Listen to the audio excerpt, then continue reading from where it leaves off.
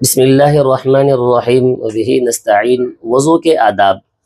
وقت سے پہلے وضو کر کے نماز کے لیے تیار ہو جائیں، اور وضو کرنے کے وقت قبلے کی جانب رخ ہو کر بیٹھنا ہے، اور ہر عضو کو دھوتے ہوئے کلمہ شہادت پڑھیں۔ چہرہ دھوتے ہوئے، ہاتھوں کو دھوتے ہوئے، پیروں کو دھوتے ہوئے کلمہ شہادت کو پڑھیں گے۔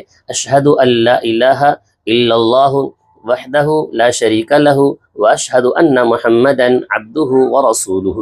اور اسی طرح اعضائے وضو کو دائیں جانب سے دھونا شروع کریں۔ ہاتھ دھوتے ہیں تو دائیں ہاتھ سے، پیر دھوتے ہوں تو دائیں پیر سے اعضائے وضو کو دھوئیں گے۔ اعضائے وضو کو مل کر دھوئیں۔ چہرہ دھوتے ہوں اچھی طرح ملیں، اچھی طرح رگڑیں، اور ہاتھ دھوتے ہوں تو ہاتھوں کو اچھی طرح دھوئیں اور ملیں۔ پیروں کو دھوتے ہوں اچھی طرح مل کر دھونا ہے۔ اسی طرح اگر انگوٹھی پہنے ہوں، اگر انگوٹھی تنگ نہ ہو، ٹائٹ نہ ہو، تو اسے حرکت دے کر انگوٹھی کے نیچے بھی پانی کا پہنچانا ضروری ہے۔ اسی طرح اعضائے وضو کو مبالغہ سے دھونا، یعنی مقررہ حد سے کچھ زیادہ دھونا۔ مثال کے طور پر ہاتھ دھوتے ہوں، کوہنی تک ہاتھ دھونا ہے، مطلب اس کوہنی سے کچھ زیادہ بھی، مقررہ حد سے کچھ زیادہ ہاتھوں کو دھوئیں۔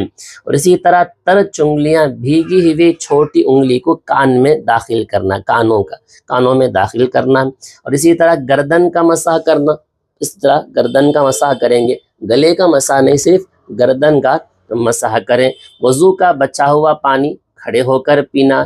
وضو کے بعد یہ دعا پڑھنا: اشہد ان لا الہ الا اللہ وحدہ لا شریک لہ واشہد ان محمدا عبدہ ورسولہ اللہم اجعلنی من التوابین واجعلنی من المتطہرین۔ میں گواہی دیتا ہوں کہ اللہ کے سوا کوئی معبود نہیں، وہ اکیلا ہے، اس کا کوئی شریک نہیں، اور میں گواہی دیتا ہوں کہ حضرت محمد صلی اللہ علیہ وسلم اللہ کے بندے اور رسول ہیں۔ اے اللہ تو مجھے خوب توبہ کرنے والوں، خوب پاکی حاصل کرنے والوں میں سے بنا دے۔ اور اسی طرح وضو کرتے وقت پانی کو ضائع نہ کریں۔